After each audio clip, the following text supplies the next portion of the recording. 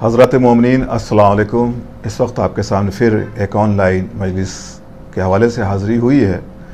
یہ مجلس ترحیم ہے برائے سال ثواب سید وزیر حسن جعفری میثم صاحب کے لیے، مرحومہ امامہ خاتون صاحبہ کے لیے، سید محمد جعفری مرحوم کے ایصال ثواب کی غرض سے یہ مجلس شاہناز حسین نشاط جعفری صاحبہ نے آن لائن گراف ایجنسی پر منعقد کی ہے۔ اس وقت کی مجلس کو خطاب فرمائیں گے حجت الاسلام عالی جناب مولانا ندیم اصغر صاحب قبلہ، اور تلاوت کے فرائض انجام دیں گے جناب قاری ندیم نجفی صاحب۔ سوزخوانی کے فرائض انجام دیں گے جناب شاہنواز خان صاحب۔ آئیے حضرات، مجلس کا آغاز اب ہم تلاوت کلام پاک سے کرتے ہیں، لیکن اس سے پہلے بتا دیں جناب سید وزیر حسن جعفری المعروف میثم صاحب کے بارے میں جیسا کہ مجھے علم ہوا ہے کہ بہترین خطیب تھے، ایک لاجواب عزادار مرد مومن شخصیت۔ آپ کا شیوہ یہ رہتا تھا کہ اپنے علاقے بالخصوص مظفر پور میں تمام عزاخانوں میں جا کر ذکر محمد وآل محمد کرنا، ہر مجلس میں شرکت کرنا، غربا کی مدد کرنا، امداد کرنا۔ یقیناً ایسے نیک لوگ جو ہوتے ہیں وہ معصومین کی تعلیمات پر عمل کرتے ہیں اور اپنی پوری زندگی تعلیمات معصومین اور رضا الہی کے لیے جیتے ہیں۔ ہم اس مجلس کے حوالے سے دعا گو ہیں پروردگار کی بارگاہ میں، پروردگار جناب سید وزیر حسن جعفری میثم صاحب کو جوار معصومین علیہ السلام جگہ عنایت فرمائیں، امامہ خاتون صاحبہ کو شہزادی فاطمۃ الزہرا سلام اللہ علیہ کے جوار میں جگہ عنایت فرمائیں، سید محمد جعفری صاحب کو خدا جوار معصومین علیہ السلام میں جگہ عنایت فرمائے، اور آپ کے تمام گناہان کبیرہ و صغیرہ کو خدا معاف کرے۔ آئیے حضرات، مجلس کا آغاز کرتے ہیں تلاوت کلام پاک سے، اور گزارش کرتے ہیں قاری محترم جناب قاری ندیم نجفی صاحب سے کہ وہ تلاوت کلام پاک سے مجلس کا آغاز فرمائیں۔ اللہم صلی علی محمد و آل محمد۔ اعوذ باللہ من الشیطان اللعین الرجیم۔ بسم اللہ الرحمن الرحیم۔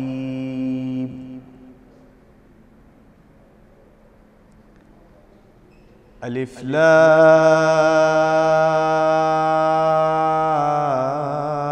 لام میم۔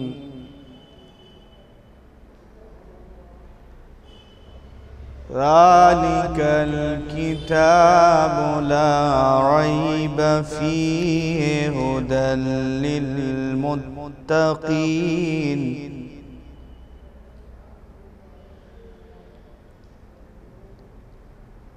ذالک الکتاب لا ریب فیہ ھدی للمتقین۔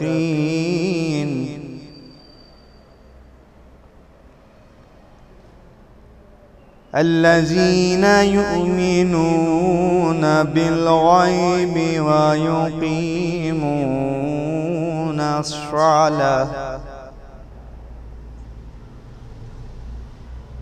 الصلاة ومما رزقناهم ينفقون۔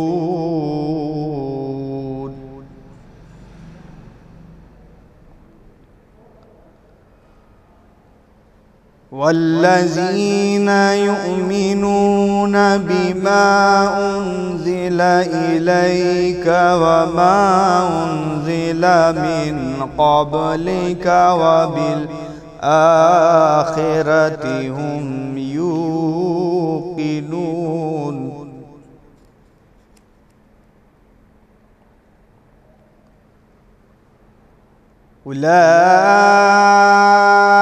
اولئک علی ھدی من ربہم واولئک هم المفلحون۔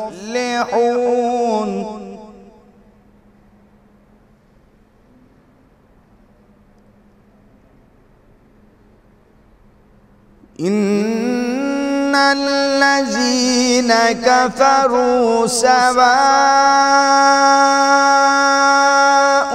عليهم أأنذرتهم أم لم تنذرهم لا يؤمنون.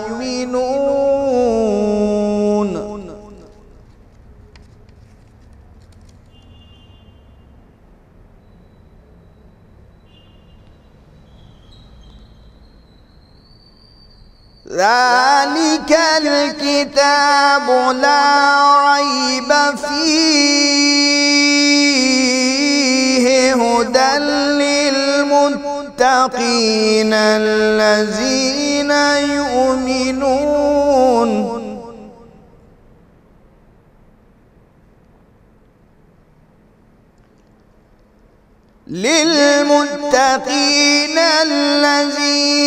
يؤمنون بالغيب ويقيمون الصلاة ومما رزقناهم ينفقون.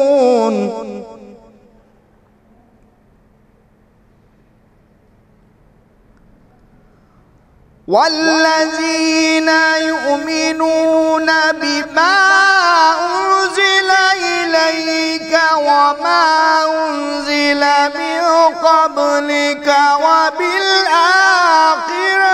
هم يوقنون.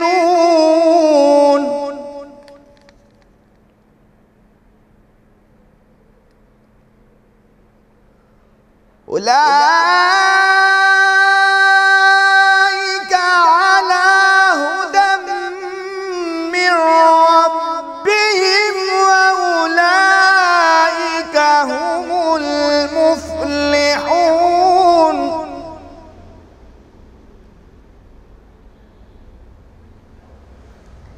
إن الذين كفروا سواء عليهم أأنذرتهم أم لم تنذرهم لا يؤمنون.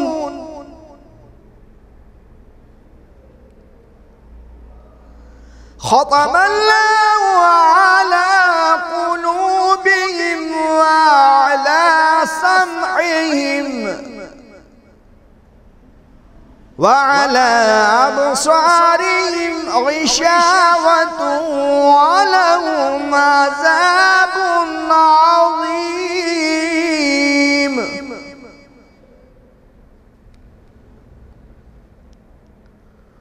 ومن الناس من يقول آمنا بالله وباليوم الآخر وما هم بمؤمنين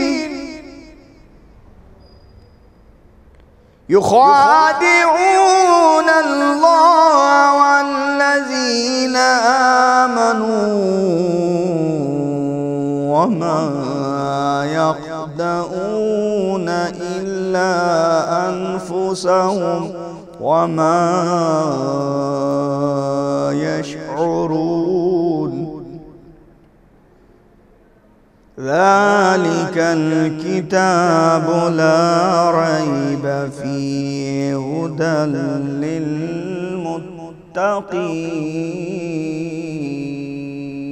للمتقين. صدق الله العلي العظيم وصدق رسول النبي الكريم وصدق مولانا أمير المؤمنين علي بن أبي طالب. اللهم وصل على علي أمير المؤمنين ووصي رسول رب العالمين عبدك ووليك وأخي رسولك وحجتك على خلقه وآياتك الكبرى والنبع العظيم. لي خمسة نطفي بها هر الوباء الهاتمة المصطفى والمرتضى وابناهما والفاطمة آمين يا رب العالمين. اللهم ارزقنا زيارة قبر الحسين عليه السلام وفي الآخرة شفاعة الحسين عليه السلام آمين يا رب العالمين اللهم صل على محمد وآل محمد. جزاک اللہ محترم قاری ندیم نجفی صاحب، آپ نے بہترین انداز میں تلاوت کلام پاک سے مجلس کا آغاز کیا، اور اب ہم سوزخوانی کے لیے گزارش کرتے ہیں بین الاقوامی شہرت یافتہ سوزخوان جناب شاہ نواز خان صاحب سے کہ وہ اپنے مخصوص انداز میں سوزخوانی کے فرائض انجام دیں.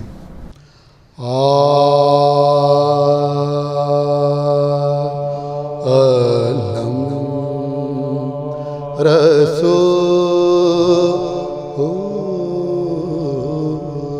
کا پتھر میں گاڑنے لے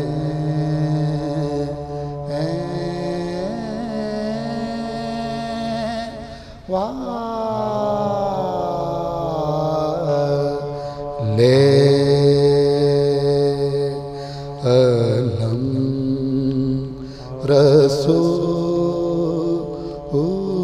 رسول کا پتھر میں گاڑنے لے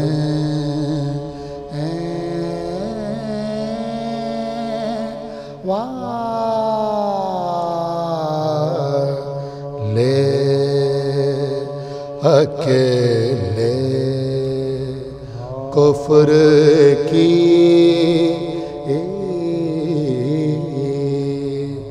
بستی اجاڑنے لے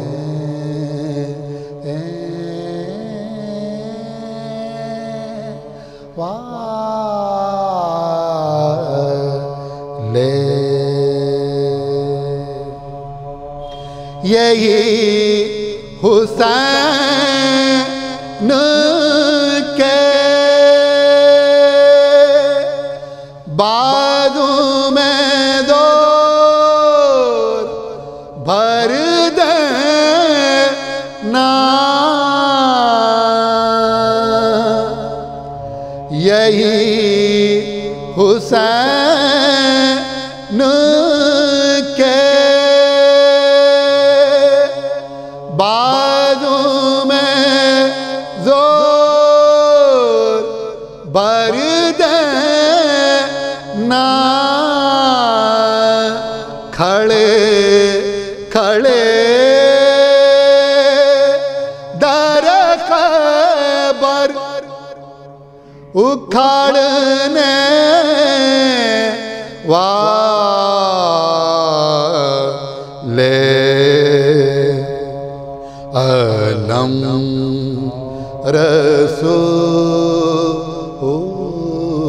رسول کا. باواز بلند نعرہ صلوات.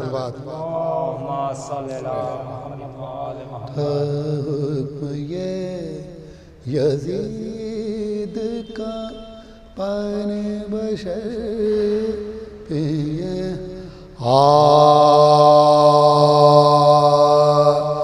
تھا حکم یہ یزید کا پانی بشر پیے تھا حکم یہ یزید کا پانی بشر پیے گوڑے پیے سوار پیے اور شتر پیے جو تشن لب یہاں کے ہیں وہ بے خطر پیے یہاں تک کہ سب چرندہ پرندان کے پیے یہاں تک کہ سب چرندہ پرندان کے پیے کافر بھی گئے پیے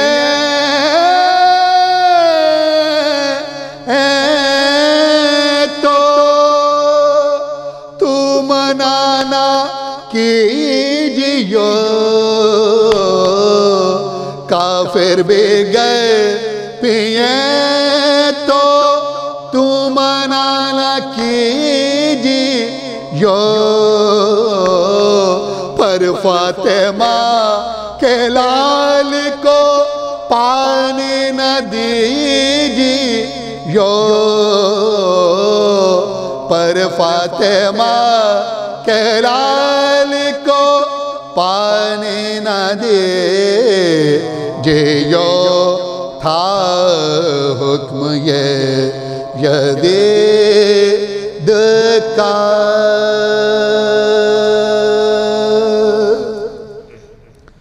بآواز بلند نعرہ صلوات چند اشعار سلام کے پیش خدمت ہیں مومنین کی توجہ چاہوں گا کلام مشہور و معروف شاعر اہل بیت مرحوم و مغفور مدح خان مرثیہ خان راجہ محبوب علی خان صاحب محمود آبادی کا ہے مومنین توجہ چاہیں گے بآواز بلند نعرہ صلوات اللہم صل علی محمد راستہ حق کا ہوا ہی کرتا ہے اکثر نیا راستہ حق کا ہوا ہی کرتا ہے اکثر دیکھ لو دیوار کعبہ میں بنا ایک در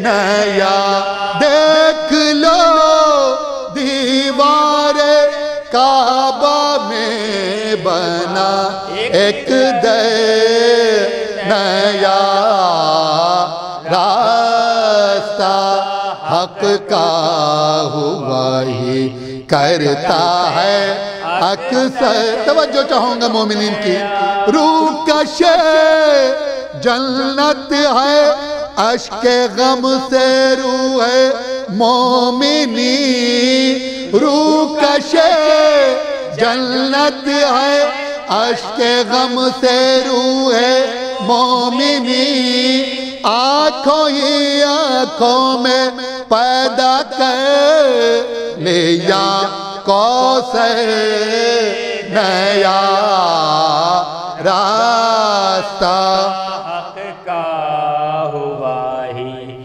خاص توجہ مومنین کی اکثر دیکھیے دوش رسالت پر امامت کا عروج دیکھیے دوش رسالت پر امامت کا عروج آج کعبے میں مؤذن ہے نیا منبر نیا آج کعبے میں مؤذن ہے نیا منبر نیا راستہ کرتا ہے اکثر حق پہ تکیہ فرش احمد شام ہجرت اور علی حق پہ تکیہ فرش احمد شام ہجرت اور علی سونے والا ہے نیا تکیہ نیا بستر نیا سونے والا ہے نیا تکیہ نیا بستر نیا راستہ حق کا ہوا ہی کرتا ہے اکثر خم کا میدان دست مرسل جام بلغ اور علی خم کا میدان دست مرسل جام بلغ اور علی میرا میں خانہ نیا تکیہ ساغر نیا کوثر میرا میں خانہ نیا نیا کوثر نیا راستہ حق کا ہوا ہی کرتا ہے اکثر کانپتے ہاتھوں پہ لے جاتے ہیں بچے کو حسین کانپتے ہاتھوں پہ لے جاتے ہیں بچے کو حسین دست اطہر پر بنا گہوار اصغر نیا دست اطہر پر بنا گہوار اصغر نیا راستہ حق کا ہوا ہی کرتا ہے مقطع پیش خدمت ہے سب کیا کرتے ہیں اے محبوب مدح شمع گئے سب کیا کرتے ہیں اے محبوب مدح شمع گئے جب اٹھاتے ہو قلم تم کہتے ہو اکثر نیا جب اٹھاتے ہو قلم تم کہتے ہو نیا راستہ حق کا ہوا ہی کرتا ہے اکثر نیا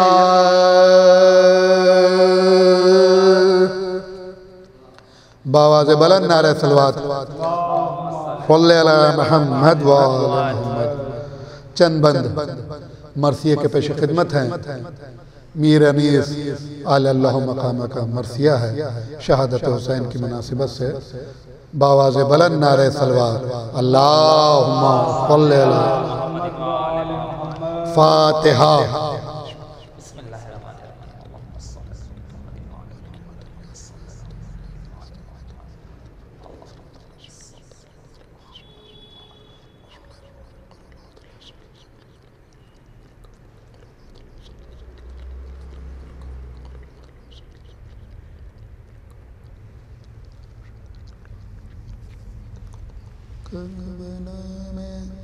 آج شبیر پہ کیا عالم تنہائی ہے آج شبیر پہ کیا عالم تنہائی ہے ظلم کی چاند پہ زہرا کی گھٹا چھائی ہے اس طرف لشکر آدم سفار آئی ہے یا نہ بیٹا نہ بتی جانا کوئی بھائی ہے یا نہ بیٹا نہ بتی جانا کوئی بھائی ہے برچھیاں کھاتے چلے جاتے ہیں تلواروں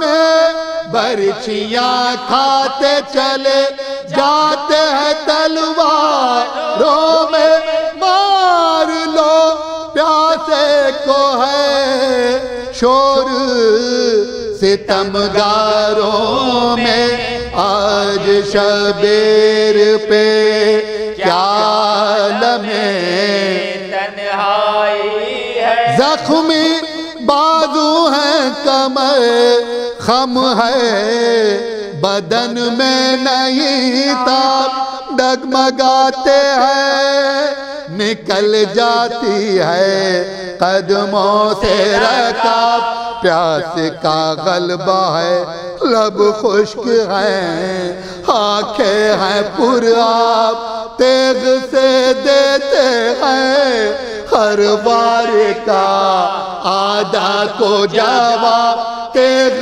سے دیتے ہیں ہر بار کا وعدہ کو جواب شدت ذوف میں جس جا پر ٹھہر جاتے ہیں، شدت ذوف میں جس جا پر ٹھہر جاتے ہیں، سینکڑوں تیر ستم تن سے گزر جاتے ہیں۔ آج شبیر پہ کیا عالم تنہائی ہے، گیسو آلودہ خون لپٹے ہیں رخساروں سے، شان کٹ کٹ کے لٹک آئے ہیں تلواروں سے، تیر پہ وقت ہے خون بہتا ہے 100 فاروں سے،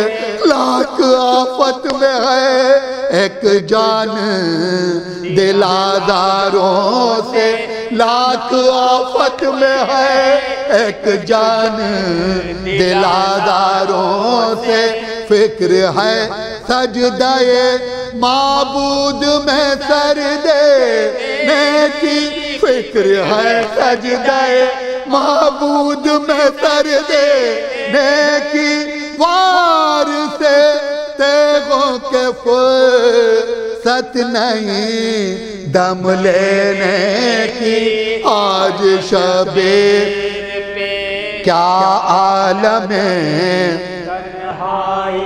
خون سے تر پیچ امامے کے ہیں، سر زخمی ہے جبھی چاند سی پر نور مگر زخمی ہے، سینہ سب برچیوں سے تابا کمر زخمی ہے، تیر بیداد سے دل زخمی جگر زخمی ہے، تیر بیداد سے دل زخمی جگر زخمی ہے، ضرب شمشیر سے بیکار ہے بازو دونوں، ضرب شمشیر سے بیکار ہے بازو دونوں، ظلم کے تیروں سے مجروح ہیں پہلو دونوں،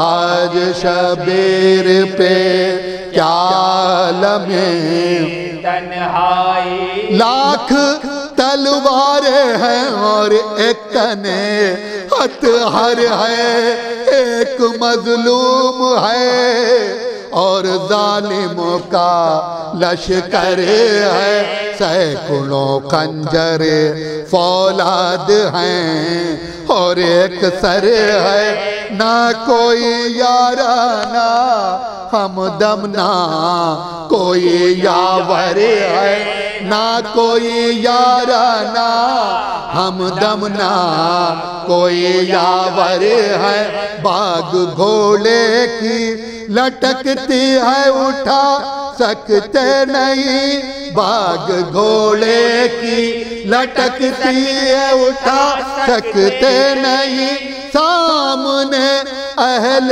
حرم روتے ہیں جا سکتے نہیں، آج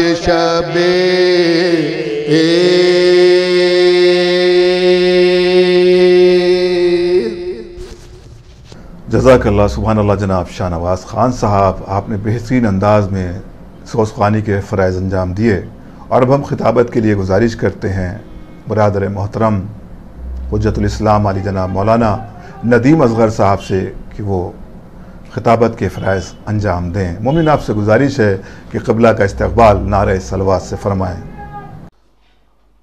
فاتحہ۔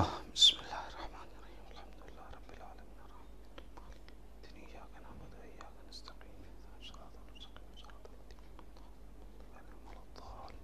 الذین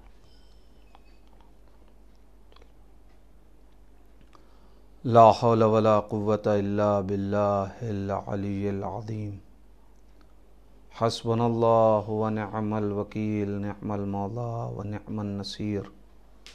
بسم اللہ الرحمن الرحیم، अल्हम्दुलिल्लाहिल वाहिदिल अहदिल फर्दिस समद अल्लज़ी लम यलिद वलम यूलद वलम यकुल लहू कुफुवन अहद सुम्मस्सलातु वस्सलाम वत्तहिय्यतु वल इकराम अला रसूलिल उम्मीयिल मक्कीयिल मदनीयिल हाशिमीयिल क़रशीयिल मुत्तलबी मौलाना व मौलल कौनैन जद्दिल हसन वल हुसैन अबिल क़ासिमिल मुस्तफ़ा मुहम्मद अल्लाहुम्मा सल्लि अला मुहम्मद व लअनतुल्लाहि अला आदाइहिम अजमईन मिन अल-आन इला क़ियाम यौमिद्दीन व बअद यौमिद्दीन अल्लाहुम्मा लअन क़ातिली फ़ातिमतुज़-ज़हरा सलामुल्लाहि अलैहा अल्लाहुम्मा लअन क़तलतल हुसैन व औलादिही व अस्हाबिही अजमईन अम्मा बअद फ़क़द क़ाल अली इब्न अबी तालिब बिस्मिल्लाहिर रहमानिर रहीम क़द्रुर रजुल अला क़द्रि हिम्मतिह। मैं तमाम अपने नाज़रीन से और सामीन से सबसे पहले गुजारिश कर रहा हूँ कि एक बार सूरह हम्द और 3 मरतबा सूरह इखलास की तिलावत फरमाकर मरहूम मग़फ़ूर जनाब सैयद वज़ीर हसन जाफ़री इब्ने जनाब सैयद नक़ी हसन जाफ़री साहब, मरहूमा अमामा ख़ातून बिनते अस्करी हसन जाफ़री साहब, मरहूम जनाब सैयद मोहम्मद जाफ़री मरहूम इब्ने सैयद वज़ीर हसन जाफ़री साहब, इन अरवाह और अपने तमाम मरहूमीन की अरवाह को ईसाल फरमा दें। अल्लाहुम्मा सल्लि अला मुहम्मद व अला मुहम्मद।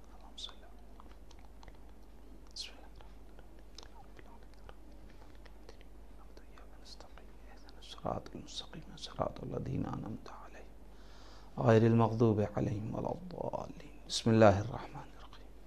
क़ुल हुवल्लाहु अहदुन अल्लाहुस समद लम यलिद वलम यूलद वलम यकुल लहू कुफुवन अहद। बिस्मिल्लाहिर रहमानिर रहीम। क़ुल हुवल्लाहु अहदुन अल्लाहुस समद लम यलिद वलम यूलद वलम यकुल लहू कुफुवन अहद।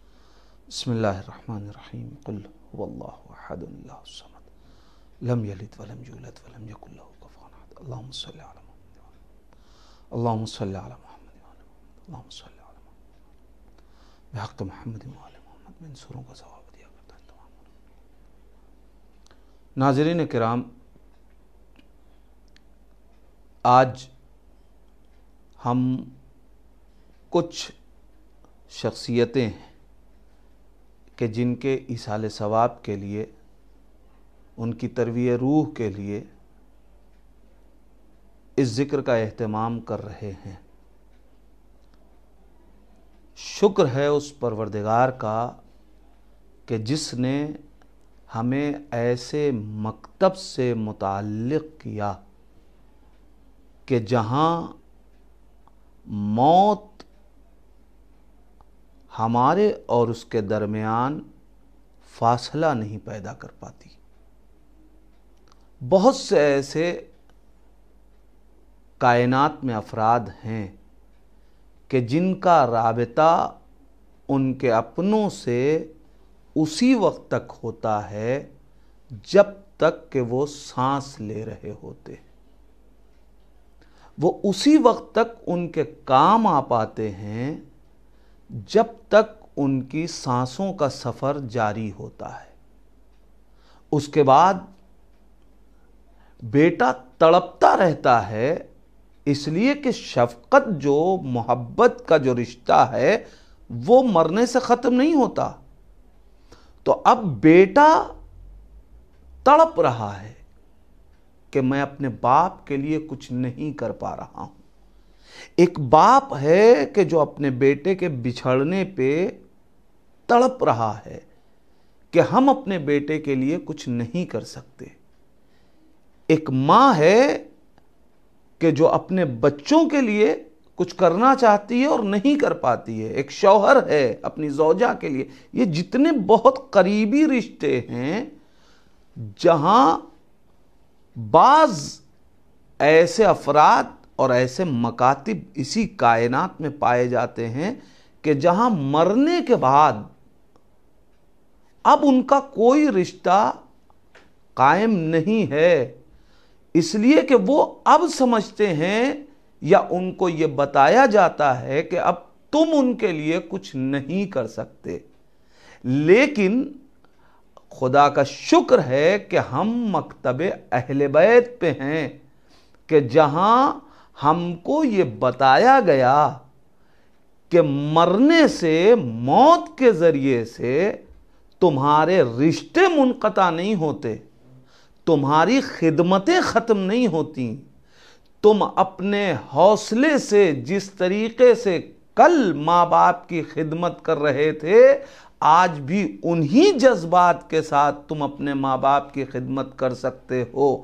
فرق اتنا ہے کہ کل تم اپنے ماں باپ کی خدمت ان ہاتھوں سے اس طریقے سے کرتے کہ ان کا بازو تھام سکتے تھے، ان کو سہارا دے سکتے تھے، لیکن یہ سہارا صرف جسمانی ہوتا، لیکن اب جو تم کام کر سکتے ہو وہ ان کی روح کے لیے ہوگا۔ اور جسم کا تعلق چونکہ مادیات سے ہے، لہٰذا وہ ختم ہو جاتا ہے تو وہ خدمتیں بھی ختم ہو جاتی ہیں، اب اس طریقے سے جسمانی خدمتیں نہیں کر سکتے، لیکن روح زندہ رہتی ہے، روح قائم رہتی ہے، لہٰذا اب تم یہ روحانی خدمات انجام دے سکتے ہو، اور اس کی خوشی تمہارے جسم کو میسر ہو یا نہ ہو، تمہاری روح کو میسر ہوگی کہ تم نے اپنے والدین کے لیے، اپنے بچوں کے لیے، اپنے رشتہ داروں کے لیے، اپنے مشفقوں کے لیے، اپنے احسان کرنے والوں کے لیے تم نے وہ کام کیا جس کی اب ان کو سخت ضرورت ہے۔ اب تم اس زبان کے ذریعے سے ان کے لیے دعائے مغفرت کر سکتے ہو، ان ہاتھوں کے ذریعے سے کوئی انفاق کر کے تم ان کے لیے کام انجام دے سکتے ہو، کسی اچھے سفر پہ جا کے اپنے قدموں سے ان کے لیے ایصال ثواب کر سکتے ہو۔ یہ شکر کا مقام ہے کہ ہم اس مکتب میں ہیں۔ اسی لیے جب کوئی شخص آیا اور آنے کے بعد ہمارے اور آپ کے چھٹے امام حضرت امام جعفر صادق علیہ السلام، اللہم صلی علی محمد وآل محمد، ان سے سوال کرتا ہے کہ مولا میرے والدین اس دنیا سے چلے گئے، ہم ان کی خدمت سے محروم ہیں، تو امام کہتے ہیں نہیں، تم ان کے لیے قرآن کی تلاوت کرو، تم ان کے لیے صدقات دو، تم ان کے لیے انفاق کرو، ان خدمتوں کے ذریعے سے اب تم ان کی خدمتیں کر سکتے ہو۔ معصومین نے ہم کو یہ درس دیا ہے، یہ ایصال ثواب۔ میں اکثر و بیشتر کہا کرتا ہوں کہ کسی رسم کا نام نہیں ہے، کسی رواج کا نام نہیں ہے، کسی شاہ، کسی شہنشاہ، کسی رجواڑے کی رکھی ہوئی رسم نہیں ہے، بلکہ یہ معصومین کا وہ دیا ہوا عظیم تحفہ ہے کہ جو مومنین کے حصے میں آیا ہے کہ ہم اپنے مرحومین کے لیے ایصال ثواب کرتے ہیں، اور یہ وہی عبادت ہے جسے ہم اور آپ انجام دے رہے ہیں۔ چاہنے والے اعزاء و اقارب چاہتے ہیں کہ ایصال ثواب کیا جائے۔ ایصال ثواب میں بہت سی چیزیں ہیں کہ جن سے ہم ایصال کر سکتے ہیں، پیسے خرچ کیے جا سکتے ہیں، اپنے ہاتھوں سے کوئی خدمت کی جا سکتی ہے۔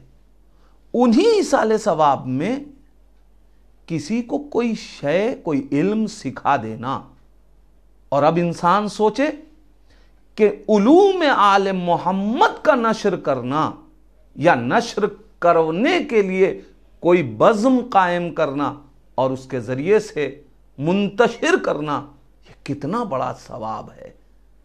اسی لیے جب ہم اپنے مرحومین کے ایصال ثواب کے لیے اہتمام کرتے ہیں تو اپنے مرحومین کی باتیں نہیں کرتے، اپنے گزرے ہوئے لوگوں کے قصے نہیں سناتے، بلکہ کبھی معصومین کی آیتوں کو، کبھی قرآن کی آیتوں کو، کبھی ان درس اور ان عبرتوں کو کہ جنہوں نے تاریخ کے ذریعے سے، معصومین کے ذریعے سے جس تاریخ نے ہم کو کچھ سکھایا ہے، وہ ہم آئندہ نسلوں تک منتقل کرتے ہیں، اور پھر جب یہ باتیں لوگوں کو معلوم ہوتی ہیں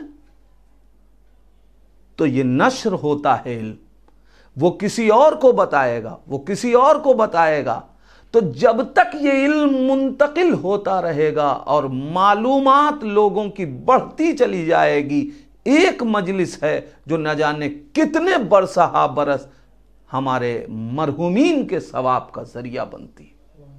آج بھی میں چاہتا ہوں کہ مولا کائنات، وہ کہ جو امیر المومنین ہے، وہ کہ جو غالب کل غالب ہے، جس کی گفتگو، مختصر سی گفتگو کا اگر ایک تحفہ بشریت کو ملا تو وہ نہج البلاغہ کی شکل میں سامنے آیا، جہاں امیر کائنات اعلان کر رہے ہیں قدر الرجل علی ہمتہ، قدر الرجل علی قدر ہمتہ، انسان کی قیمت اس کی اپنی ہمت کے برابر ہے۔ یعنی جتنا انسان کے اندر ہمت پائی جائے گی، جتنا انسان اپنی ہمت کو بلند کرتا چلا جائے گا، انسان کی قیمت بڑھتی چلی جائے گی۔ اب یہ ہمت کیا ہے؟ کائنات میں جتنے لوگ ہیں، ہر انسان کی زندگی میں کوئی نہ کوئی ہدف ضرور ہوتا ہے، کوئی نہ کوئی مقصد ضرور ہوتا ہے۔ ایک چھوٹے سے چھوٹا کام کرنا باشعور انسان بے ہدف نہیں کرتا۔ بچے موبائل پہ کھیلتے بھی ہیں تو وہ بھی ہدف کے ساتھ۔ اگر گیم کھیل رہے ہیں تو ان کا ہدف یہ ہوتا ہے کہ ہم اس میں جیتیں۔ اگر انسان کوئی کام کر رہا ہے تو اب جس کی جتنی ہمت ہے اتنی ہی اس کی قیمت ہے، یہ مولا کہہ رہے ہیں۔ مجھے ذرا سی اسی کے اوپر گفتگو کرنی ہے۔ تو یہ ہمت کیا ہے؟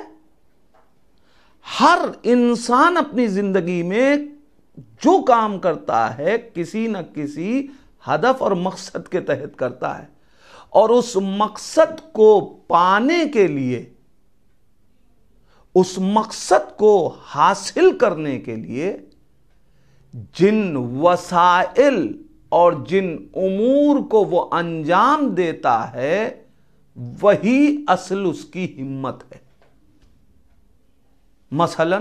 مثال کے طور پہ ایک طالب علم ہے، ایک اسٹوڈنٹ ہے، 100 بچے 50 بچے ایک کلاس میں ہیں، مگر ضروری نہیں ہے کہ سب ایک ہدف کے تحت کام کر رہے ہوں۔ اور اب جس کا جتنا عالی ہدف ہوگا وہ اسی اعتبار سے امور کو انجام دینے کے لیے اپنی ہمت کو خرچ کرے گا۔ جتنا عالی ہدف بنائے گا، مثال کے طور پہ ایک بچہ ہے جو اس لیے پڑھنے جاتا ہے کہ نہیں جائیں گے تو ماں باپ ڈانٹیں گے۔ ہدف اس کا تعلیم نہیں ہے، درس میں اس کو مزہ نہیں آتا، سبق وہ پڑھنا نہیں چاہتا، صرف اس لیے جا رہا ہے کہ اگر گھر پہ رہے تو ماں باپ ڈانٹیں گے، تو ڈانٹ سے بچنے کے لیے ہمیں اسکول جانا ہے۔ تو جب اتنا ہی ہدف ہے تو یہ بھی ممکن ہے کہ وہ اس ڈانٹ سے بچنے کے لیے ایک دن اسکول آئے اور ایک دن اسکول کے نام پہ کہیں اور چلا جائے گا، یا اسکول آئے اور تعلیم نہیں حاصل کرے گا۔ ایک دوسرا بچہ ہے، وہ اس لیے نہیں کہ ماں باپ ڈانٹیں گے، وہ یہ چاہتا ہے کہ ہم کسی طریقے سے پاس ہو جائیں، تو وہ اسکول بھی آئے گا، پڑھے گا بھی، لیکن جہاں سے اس کو یہ سمجھ میں آ گیا کہ بس اب اتنا پڑھ لینے کے بعد ہم پاس ہو جائیں گے، ہمیں ڈگری مل جائے گی، وہ پھر اتنی ہی ہمت دکھائے گا، اس سے آگے ہمت نہیں دکھا پائے گا۔ لیکن ایک تیسرا بچہ ہے، وہ یہ کہتا ہے کہ نہ مجھے ماں باپ کی ڈانٹ کی پرواہ ہے، نہ مجھے نمبر کی پرواہ ہے، ہم اس لیے پڑھنا چاہتے ہیں کہ ہمیں اپنی معرفت کو بڑھانا ہے، ہمیں اپنے اندر وہ چیزیں پیدا کرنی ہیں کہ ہم اس سے آگے کی منزلیں طے کر سکیں۔ لہذا اب جو وہ علم حاصل کرے گا وہ اپنی ہمت کے اعتبار سے، چونکہ اسے کسی اور بلند منزل تک جانا ہے، لہذا وہ ان تمام علوم کو دلچسپی کے ساتھ حاصل کرے گا۔ فرق پیدا ہوا؟ یہ جو فرق ہے کہ کہیں ماں باپ کی ڈانٹ سے، کہیں اپنی ڈگری کے لیے، مگر کوئی ہے جو معرفت کے لیے علم حاصل کر رہا ہے، تو اب اس کو کسی دوسری چیزوں کی ضرورت نہیں ہے، خود اس کے اندر جو ایک جذبہ ہے وہ اسے اعلی ہدف تک پہنچائے گا۔ یہی وہ ہمت ہے کہ جو انسان کے معیار کو طے کرتی ہے۔ اب جو بنیادی گفتگو ہے وہ ہمارے اس موضوع سے متعلق وہ یہاں سے ہے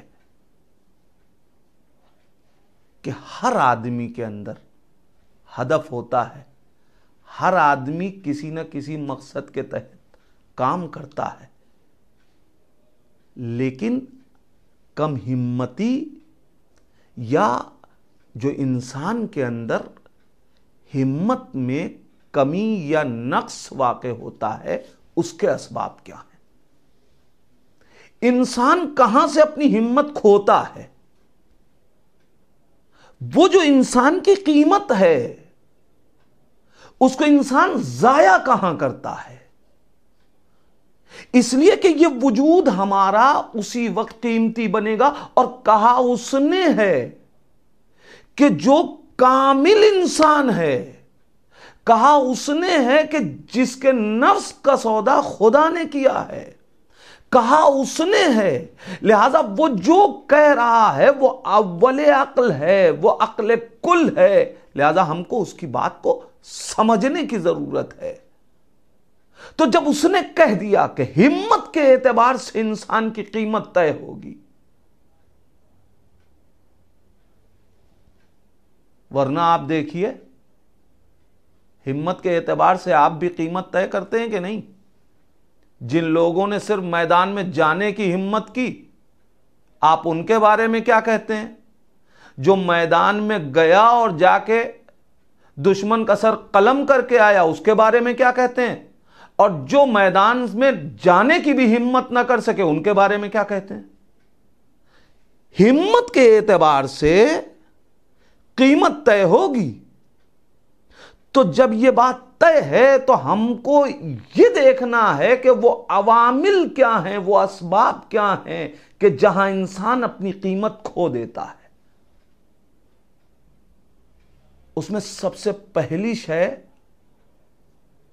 انسان اپنی قیمت کو اس وقت کھو دیتا ہے کہ جب وہ اپنے کو پہچان نہیں پاتا، اپنی صلاحیتوں کو خود جب تک انسان نہیں پہچان لیتا، ہمت نہیں دکھا پاتا۔ ہمیں نہیں معلوم کہ ہم شعر کہہ سکتے ہیں کہ نہیں، لیکن ہم نے کوشش کر کے بھی نہیں دیکھی۔ جب کہ ہمارے اندر وہ مادہ پایا جاتا تھا، وہ کیفیت وہ صلاحیت پائی جاتی تھی. یا مثال کے طور پہ ہم نے پہلے ہی سے طے کر لیا کہ ہم ہائی اسکول میں ٹاپ نہیں کر پائیں گے، تو ہم کبھی ٹاپ نہیں کریں گے. پہلے ہم خود اپنی کیفیت کو اور اپنی صلاحیتوں کو پہچاننے کی کوشش کریں. یہ سب سے پہلا مرحلہ ہے. نفس کی معرفت. خود کو ہم بالکل ذلیل، اپنے کو بہت بے صلاحیت سمجھنے لگتے ہیں، پھر ہماری ہمتیں ٹوٹ جاتی ہیں. اور اس کے لیے ہم تاریخ پڑھ کے دیکھ لیں کہ معصومین نے، انبیاء نے ترغیب دلائی ہے ہم کو. آپ پڑھیے قرآن میں جناب ذوالقرنین کا واقعہ پڑھ لیجئے. ایک علاقہ ہے، علاقے کے لوگوں کے اوپر یاجوج ماجوج حملہ کر کے اسے مٹا دینا چاہتے ہیں. جناب ذوالقرنین پہنچے، لوگ ان کے پاس آئے، آپ مرد شجاع ہیں، آپ طاقتور ہیں، آپ ہم کو یاجوج و ماجوج سے بچائیے، ہم اس سے اپنا مقابلہ نہیں کر سکتے. انہوں نے کہا ایک شرط ہے، عیونی بقوت، ہم کو تم اپنی قوت کے ساتھ ہماری مدد کرو، ہم اس کو ختم کر دیں گے. انہیں خود اس بات کا یقین نہیں تھا کہ ہمارے اندر اتنی قوت پائی جاتی ہے کہ ہم اسے ختم کر دیں، ہم اپنے کو مٹنے سے بچا لیں. لیکن اس صلاحیت کو پہچنوایا ساتھ دے کے جناب ذوالقرنین نے. کیا مطلب تھا؟ جناب ذوالقرنین نے ایسا نہیں ہے کہ ان کو قوی بنا دیا، ان کے اندر وہ صلاحیت تھی جس کو وہ نہیں پہچان رہے تھے. اس صلاحیت کو ابھار کے ان کو اس بات کا یقین دلا دیا کہ تم اس سے مقابلہ کر سکتے ہو. تو سب سے پہلی چیز، جب ہم خود اپنے کو پہچان نہیں پاتے،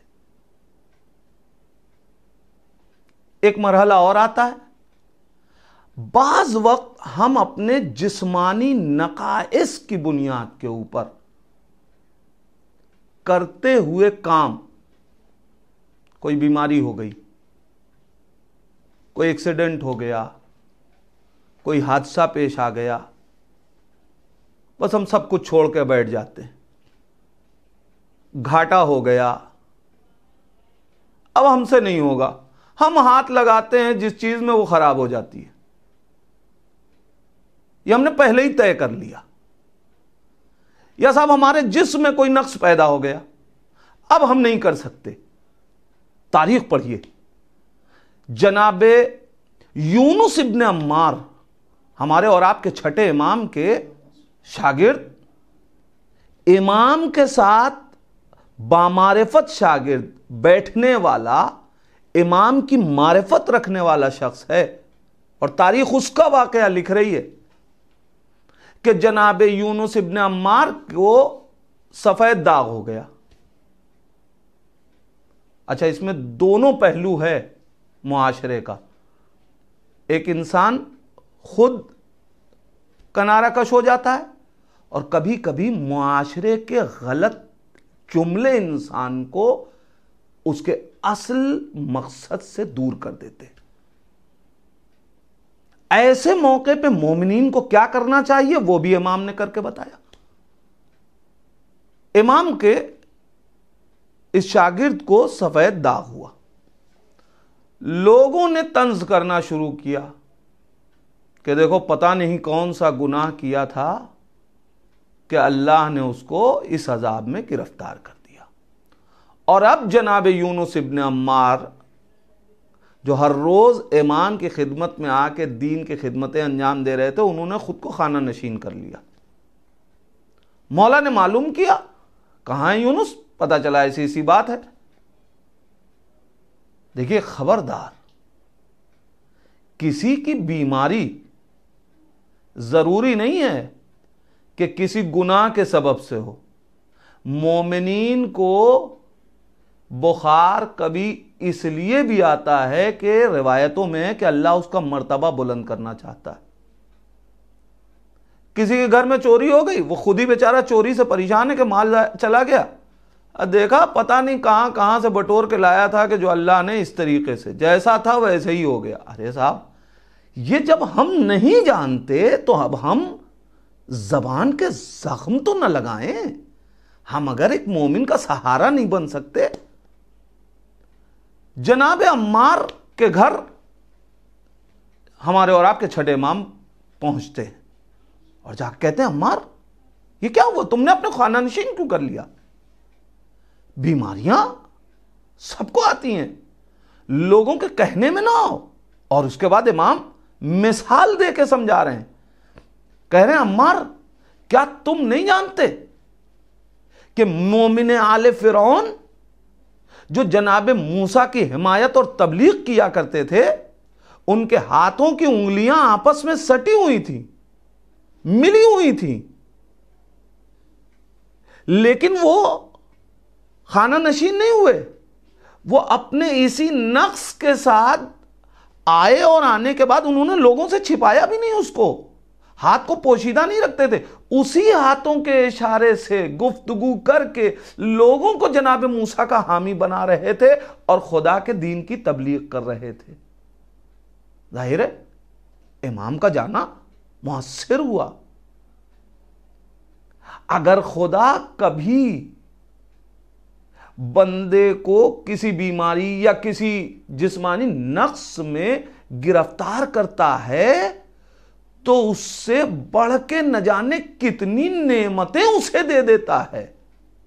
اور یہ مثالیں ہمارے اور آپ کے سامنے موجود ہیں. بہت سے ایسے افراد ہماری نگاہوں کے سامنے ہیں کہ جنہوں نے اپنے ظاہری نقص کو نقص سمجھ کے خود کو خانہ نشین نہیں کیا, بلکہ اپنی قیمت کو اپنی ہمت سے ثابت کر دیا کہ ہم کیا ہیں. تو ایک مرحلہ یہ ہوتا ہے. کبھی کبھی خانوادگی مشکل ہوتی ہے. کیا مطلب؟ مثال کے طور پہ خاندان میں کسی کا کردار اچھا نہیں تھا, کوئی خراب انسان تھا. کبھی کبھی یہ سبب بنتا ہے کہ انسان اپنی ہمت کو کھو دیتا ہے. میں بہت دور نہیں, جناب صفیہ خاتون, کون؟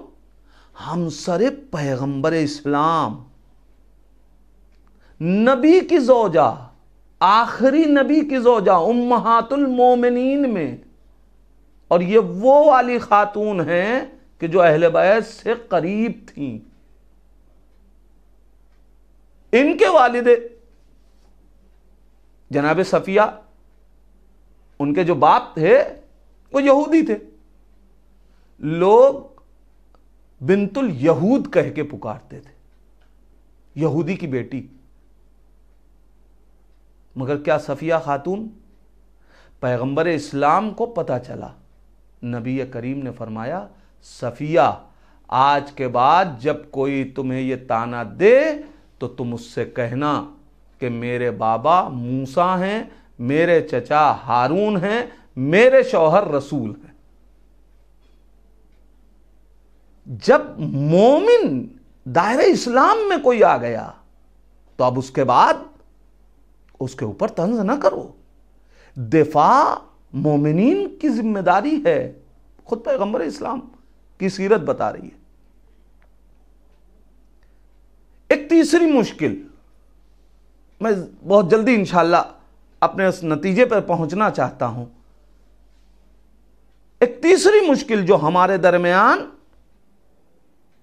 کبھی کبھی ہم کم عمری کی وجہ سے کم ہمت ہو جاتے ہیں. عمر کم ہے لہذا ہم کوئی مشورہ نہیں دے سکتے. نہیں, تاریخ بھری ہوئی ہے کہ جن کی عمریں کم ہیں انہوں نے بہترین مشورے دیے ہیں. یا ایسے افراد آج کے دور میں بھی موجود ہیں کہ جن کی عمریں کم ہیں مگر انہوں نے بہترین اختراعات انجام دیے ہیں. ضروری نہیں ہے کہ کسی کی عمر کم ہے نہیں مشورہ دے، اگر دے سکتا ہے یہ تو سننے والوں کی ذمہ داری ہے کہ وہ اسے دیکھیں۔ اگر واقعاً ایک جوان ایک اچھا مشورہ دے رہا ہے، مثال کے طور پہ ہمارے گاؤں میں کوئی مسجد ہے، ہمارے قریے میں، وہاں کس طریقے سے نظام چلایا جائے سارے بزرگ طے کر رہے ہیں، کام کرنا ہے جوانوں پہ۔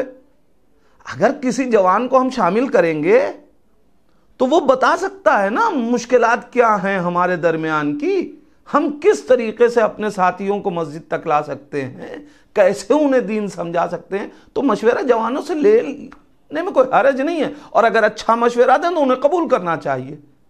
تاریخ میں مثالیں موجود ہیں، ہشام ابن عبد الملک کا دور ہے، اس زمانے میں قحط پڑا ایک ایریے میں، ایک منطقے میں، اور وہاں 3 سال کے مسلسل قحط نے لوگوں کو لاچار بنا دیا۔ ایک جوان نے وہاں لوگوں سے کہا کہ چلیے چل کر کے خلیفہ وقت سے ملاقات کریں، چونکہ اسی نے تحریک چلائی لہذا کچھ لوگوں کو اکٹھا کیا۔ بات کون کرے گا؟ اس نے کہا ہم خود کریں گے۔ ایک جوان سب کا ترجمان بن کے آیا، خلیفہ وقت سے وقت لیا گیا۔ اب اس زمانے کا وہ بھی بادشاہ، وقت مل گیا، ہشام ابن عبد الملک بلایا گیا۔ اب جو ہشام کے دربار میں پہنچے لوگ تو کیا دیکھا کہ کچھ بزرگ ہیں، ان کے ساتھ ایک جوان ہے۔ ہشام کہتا کیا کوئی بڑا نہیں ملا تھا تم لوگوں کو کہ اس جوان کو لے کے آئے ہو، اسے کیوں ساتھ لائے؟ کہا رہے صاحب یہی تو ہمارے اس پورے انجمن کا سخنگو ہے، ترجمان ہے، یہی تو بات کرے گا۔ اچھا یہ بات کرے گا؟ اس نے کہا اگر آپ مجھے گفتگو کی اجازت دیں تو میں کچھ عرض کروں۔ خلیفہ نے کہا کیا کہنا چاہتے ہو؟ کہا اس 3 برس میں پہلے سال قحط پڑا، ہماری چربی گل گئی، دوسرا قحط پڑا، ہمارے گوشت گل گئے، اب یہ تیسرے سال قحط میں ہماری ہڈیاں برباد ہو رہی ہیں۔ خلیفہ وقت یہ جو مال و اسباب آپ کے پاس ہے یا تو یہ خدا کا مال ہے، اگر خدا کا مال ہے تو آپ کے پاس کیا کر رہا ہے؟ پھر ہم کو بھی دیجئے، ہم بھی اس سے استفادہ کریں، صرف آپ کیوں کریں؟ یا تو یہ مال لوگوں کا ہے، اگر لوگوں کا ہے تو لوگوں میں ہم بھی ہیں، ہمیں یہ مال ملنا چاہیے۔ تیسری بات یہ ہے کہ یا تو یہ مال ذاتاً آپ کا ہے، اگر آپ کا ہے تو آپ مسلمان ہیں، قرآن کہہ رہا ہے انفاق کرنے کو، آپ انفاق کیجئے تاکہ آپ کے جیسے دوسرے مسلمانوں کا بھلا ہو سکے۔ حاکم وقت کہتا ہے کہ مجھے جوان نے لاجواب کر دیا، اور یہ کہہ کے 1,00,000 دینار پوری ہیئت کو دیا، اور جب ہیئت جانے لگے وہ افراد لے کے تو بلایا اور 10,000 اس جوان کو دیا۔ کبھی کبھی نوجوان ہیں لیکن اچھی بات کر سکتے ہیں، تو جوانوں کو بھی کم ہمت نہیں ہونا چاہیے، چاہے دین کے مسائل ہوں، جوانوں کو آگے بڑھنا چاہیے۔ کبھی کبھی بزرگوں کے اختلافات کو جوانوں کو ختم کروانا چاہیے۔ یہی اسباب ہیں کہ جن کی بنیاد کے اوپر انسان کم ہمت بنتا ہے، انہی میں سے ایک چیز ہے راحت طلبی۔ ہمیں کیا پڑی ہے؟ ہم کیوں ہمت دکھائیں؟ سرکار سید الشہداء کربلا بنانے کے لیے جا رہے ہیں، بصرے کے بڑے بڑے قبائل کے جو سردار ہیں ان کو خط لکھ رہے ہیں۔ ان میں ایک سردار ہے جس کا نام ہے احنف ابن قیس، اس کو امام نے خط لکھا کہ ہم کربلا جا رہے ہیں بنانے، حاکم وقت یزید جیسا فاسق و فاجر ہو گیا ہے، لہذا آؤ ہمارا ساتھ دو۔ اس نے جواب میں امام حسین علیہ السلام کی تحریر لکھ کے پڑھ کے جواب لکھتا ہے، یا حسین اصبر ان وعد اللہ حق۔ آپ ذرا سوچئے، امام حسین علیہ السلام کو اخلاقی نصیحت کر رہا ہے، حسین صبر کیجئے، اللہ کا وعدہ حق ہے۔ کیا مطلب؟ حسین جیسا صابر، جس کے صبر کو دیکھ کے ملائکہ پریشان ہیں، اس کو نصیحت کر رہا ہے۔ کیوں؟ صرف راحت طلبی کے لیے، خود آنا نہیں ہے اس لیے۔ ایک آخری بات اس سلسلے میں اور گفتگو مکمل۔ ہم اپنی ہمت کھو دیتے ہیں، کب؟ جب نا امید ہوتے ہیں، اور یہ نا امیدی ہمیں کفر تک لے جاتی ہے۔ انسان اگر نا امید ہو جائے کسی چیز سے، لہذا اللہ کہہ رہا ہے دیکھو خبردار، ہماری رحمت سے مایوس نہ ہونا، اس لیے کہ خدا جانتا ہے کہ یہ اپنی قدر کھو دے گا، یہ اپنی قیمت ضائع کر دے گا۔ یہ بندہ جسے ہم نے اپنے آگے جھکنے کو کہا ہے، اگر یہ اپنی قیمت کھو دے تو کائنات کے ذروں کے آگے جھکنا شروع کر دے گا۔ لہذا خدا کہہ رہا مجھ سے امید نہ کھونا۔ لیکن تاریخ پڑھیے، ایک شخص ہے، مکے میں ہے، خانہ کعبہ کا غلاف پکڑے ہوئے آواز دے رہا ہے، پروردگار میں نے بہت بڑا گناہ کیا ہے، اے میرے اللہ مجھے بخش دے، مگر مجھے معلوم ہے تو نہیں بخشے گا۔ اے میرے پروردگار ہمیں جہنم میں نہ ڈالنا، لیکن ہمیں یقین ہے کہ تو ہمیں جہنم میں ڈال دے گا، اس لیے کہ ہم نے گناہ بہت بڑا کیا ہے۔ ایسے ہی خدا سے گفتگو کر رہا ہے امام سید سجاد علیہ السلام۔ ان کے کان میں اس شخص کی آواز گئی، امام گئے، خبردار کیا کہہ رہا ہے، خدا سے کیسے گفتگو کر رہا ہے، آخر تیرا جرم کیا ہے؟ کہا آنے والے میں نے بہت بڑا جرم کیا ہے۔ کہا تو نے کیا جرم کیا ہے؟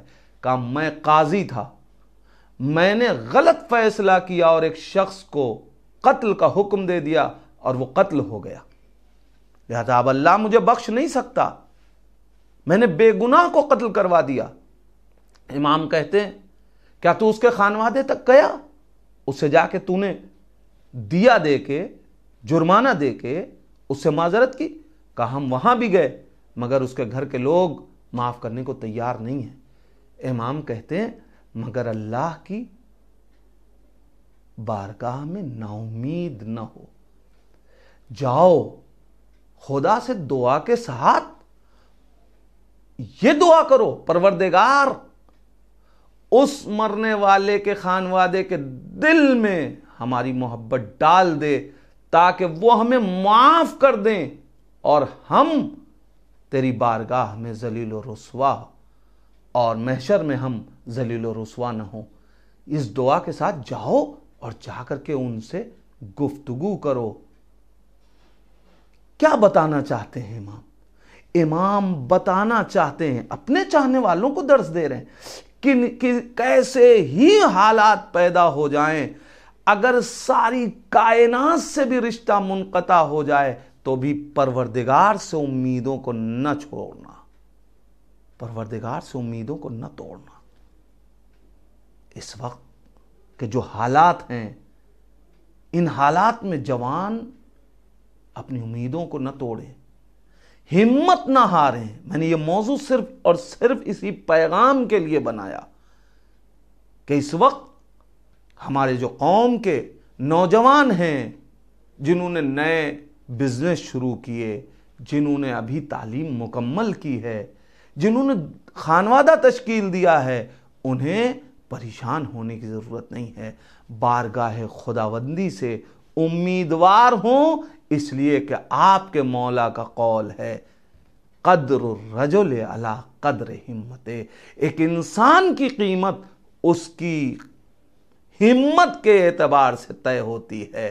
اگر انسان اپنی ہمت کو بلند رکھے تو پھر وہ ہمت ہی تھی کہ جہاں حر جیسا گناہگار بھی اگر مایوس کسی کو ہونا چاہیے تھا تو کربلا میں حر کو مایوس ہو جانا چاہیے تھا کہ جس نے حسین کے لجام فرس پہ ہاتھ ڈالا تھا۔ اس حر کو مایوس ہونا چاہیے تھا کہ اب تو 3 دن سے حسین کے خیمے میں التش کی آوازیں بلند ہیں، اب تو چھوٹے چھوٹے بچے پیاسے ہیں، اب تو حسین ہمیں معاف نہیں کریں گے۔ لیکن حر جانتا ہے نا امیدی کفر ہے، لہذا حر ہمت کر کے حسین کی بارگاہ میں آ رہا ہے، ہاتھوں کو جوڑے ہوئے، آقا کیا میرا گناہ بخشا جا سکتا ہے؟ امام حسین نے بڑھ کے گلے سے لگا لیا، اے حر تیری ماں نے کتنا اچھا تیرا نام رکھا ہے،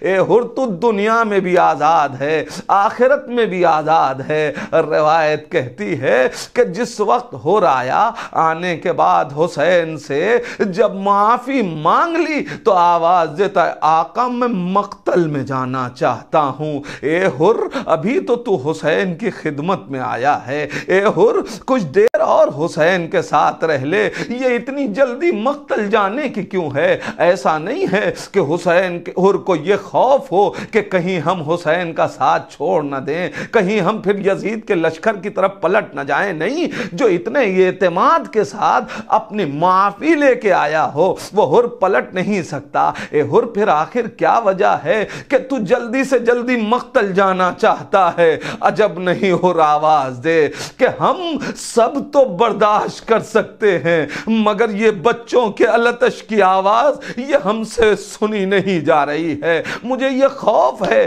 کہ کہیں کوئی بچہ خیمے سے باہر نکلے اور ہمیں دیکھ کے آ کے یہ نہ کہے اماں وہی آیا ہے جس نے لجام فرس پہ ہاتھ ڈالا تھا، اماں وہی آیا ہے جو ہمیں کربلا لے کے آیا تھا، اماں وہی آیا ہے، لہذا اے آقا مجھے مرنے کی رضا دے دیجئے۔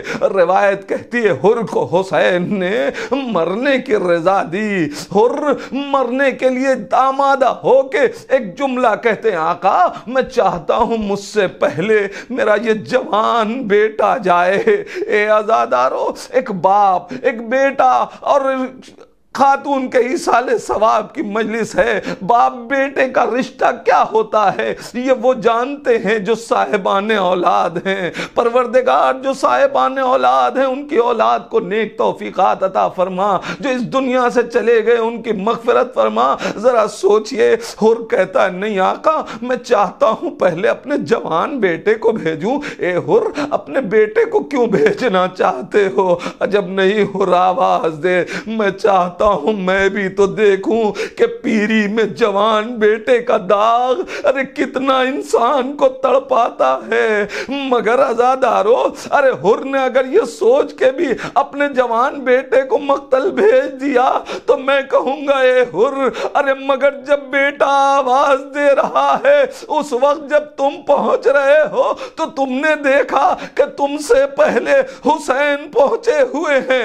حر کے بیٹے کا سر اپنے زانوں پہ رکھ کے آواز دے رہے ہیں حسین۔ اے حر ارے جوان بیٹے کا لاشا بوڑا باپ نہیں اٹھاتا۔ اے حر ارے آپ نے اپنے بیٹے کو مقتل بھیجا تو مگر بیٹے کا لاشا تو نہ اٹھایا۔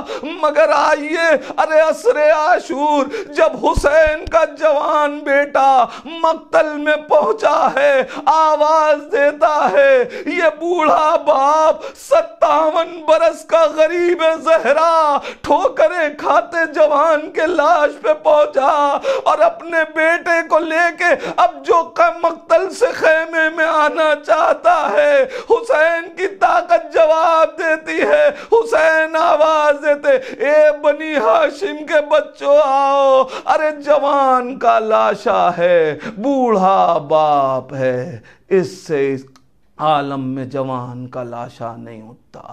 انا للہ و انا الیہ راجعون، رضا بقضائہ و تسلیما لامرہ۔ بارہلا تجھے واسطہ ہے محمد و آل محمد کا۔ میرے پروردگار جن مرحومین کے اظہار ثواب کی مجلس ہے انہیں جوار معصومین میں جگہ عنایت فرما۔ اے میرے پروردگار تجھے واسطہ ہے محمد و آل محمد کا، جملہ اموات مومنین و مومنات کی مغفرت فرما۔ میرے پروردگار تجھے واسطہ ہے محمد و آل محمد کا، جہاں جہاں بھی شیعان حیدر کرار ہیں ان کی جان، مال، عزت، آبرو کی حفاظت فرما۔ میرے پروردگار اس کرونا جیسی وبا کو جلد از جلد اس دنیا سے ختم کر دے۔ میرے اللہ امام کے ظہور میں تعجیل فرما، اندر ظہور اتنی توفیق دے کہ ہم اپنے امام کو پہچان سکیں، اسی امام کا واسطہ ہم کو ان کے آوان و انصار میں شمار فرما۔ ربنا تقبل منا انک انت السمیع الدعا۔ آپ حضرات سے پھر گزارش ہے ایک بار اور سورہ حمد 3 مرتبہ سورہ اخلاص کی تلاوت فرما کر جناب سید وزیر حسن جعفری ابن سید نقی حسن جعفری، امامہ خاتون بنت عسکری حسن جعفری، جناب سید محمد جعفری مرحوم ابن سید وزیر حسن جعفری مرحوم، ان مرحومین کی ارواح کو ایصال فرما دیں۔ اللہم صلی علی محمد و آل محمد۔